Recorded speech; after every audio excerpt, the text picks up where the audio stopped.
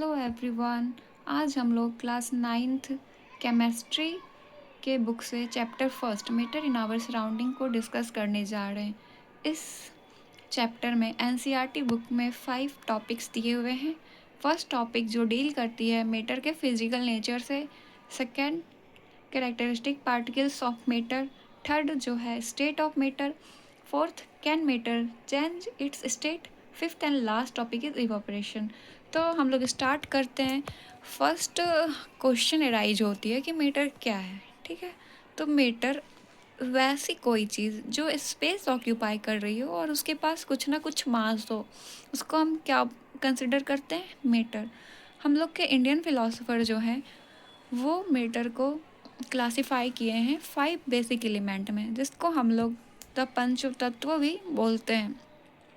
Air, earth, fire, sky and water are 5 basic elements of matter according to Indian philosopher. Modern day scientist जो हैं वो matter को classify किए हैं उनके फिजिकल प्रॉपर्टी और उनका केमिकल नेचर क्या है उसके बेस पे। इस चैप्टर में हम लोग डिस्कस करेंगे मैटर का physical property. Next chapter is matter around us pure जो है हम लोग का सेकेंड चैप्टर, उसमें हम लोग केमिकल प्रॉपर्टी के बारे में डिस्कस करेंगे। तो हम लोग अपना फर्स्ट टॉपिक स्टार्ट करते हैं, physical nature of matter. Matter is made up of particles. तो क्या है मैटर का फिजिकल नेचर? तो वो पार्टिकल्स से बना हुआ है। ठीक है, और particles of matter are very small, और पार्टिकल्स जो मैटर का है वो बहुत छोटा है। अब हम लोग का सेकेंड टॉपिक है the characteristics of particles of matter. तो हम लोग देखें कि मैटर पार्टिकल्स से बना हुआ है और अब उसका हम लोग कैरेक्टरिस्टिक देखेंगे। ठीक, तो particles of matter have space between them.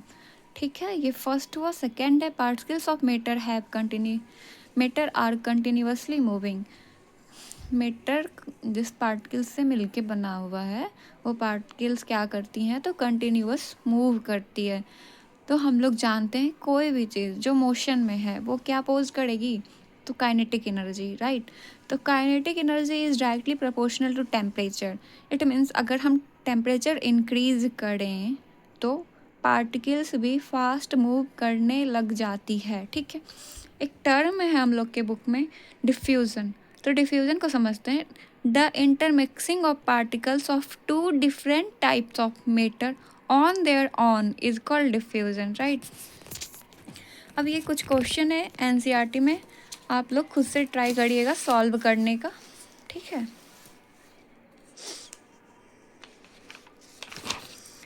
अब हम लोग का third topic the state of matter. State of matter arise due to the variation in characteristics of the particles of matter. As we know, matter exists in 3 states: solid, liquid, gas, right?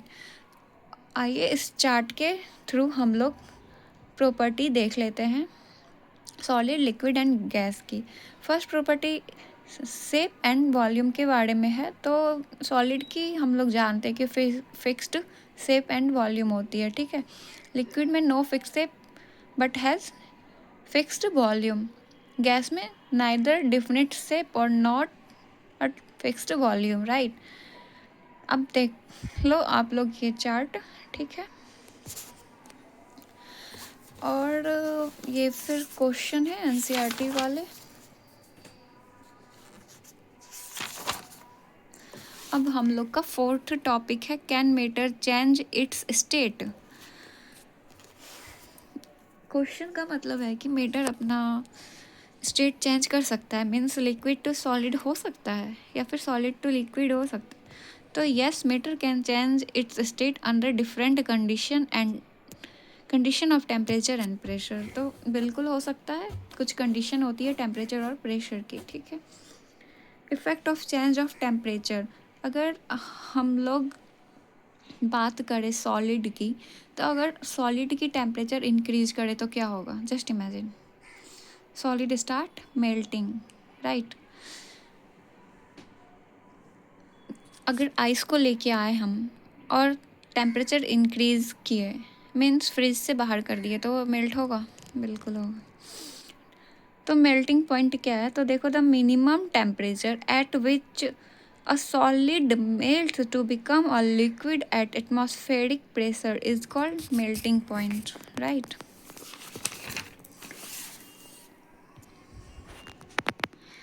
अब देखो fusion एक term आता है, तो fusion क्या है, the process of melting that is change of solid state into liquid state is known as fusion, right. Latent means होता है हिडन, तो latent heat of fusion means जब आइस मेल्ट हो रहा हो उस समय हीट कहाँ गायब हो रहा है। तो ये क्वेश्चन को समझो, when a solid melts its temperature remain the same, so where does the heat energy go. जब हम लोग आइस लाइक सॉलिड को मेल्ट करते हैं तो टेम्परेचर सेम होता है, सो वो हीट एनर्जी कहाँ जा रहा है। This heat gets used up in changing the state by overcoming the process of forces of attraction between the particles, right। तो इससे तुम लेटेंट हीट को समझ सकते हो आसानी से। तो the amount of heat energy that is required to change 1 kg of solid into liquid at atmospheric pressure at its melting point is known as latent heat of fusion, right। The melting point of ice is noted 273.15 Kelvin। अब देखो हम लोग liquid के बारे में बात करेंगे। अगर लिक्विड का टेम्परेचर हम लोग इंक्रीज करें तो क्या होगा, वो गैस में बदलना स्टार्ट हो जाता है, राइट। तो boiling point, the temperature at which liquid start boiling at atmospheric pressure is known as boiling point. Boiling point of water is 373 kelvin. अब यहाँ पे सेम टर्म है लेटेंट, लेकिन हीट ऑफ वेपोराइजेशन, ठीक। तो the amount of heat required for the transformation of liquid its at its boiling point to gas at a constant temperature. देखो एक term है सब्लिमेशन। यहाँ पे क्या होता है, तो सॉलिड से डायरेक्ट गैस में कन्वर्ट हो रहा है कोई चीज़। अगर हम आइस की को कंसीडर करते हैं तो सॉलिड से लिक्विड में आता है पहले, फिर वो लिक्विड से गैस होगा अगर और टेम्परेचर बढ़ाए तो।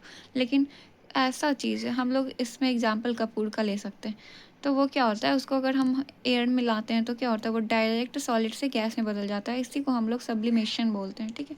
एक होता है deposition, the direct change of gas to solid, solid से डायरेक्ट, सॉरी यहाँ पे सॉलिड नहीं, गैस से डायरेक्ट सॉलिड में चेंज होगा, ठीक है, डिपोजिशन में, ओके। अब देखो, अब एक है effect of change of pressure. Pressure के बदलने, इंक्रीज डिक्रीज करने पे भी स्टेट ऑफ मैटर चेंज होती है, ठीक है। वो कैसे होती है तो हम लोग देखते हैं। Physical state of matter can also be changed by increasing और डिक्रीजिंग द प्रेशर, राइट।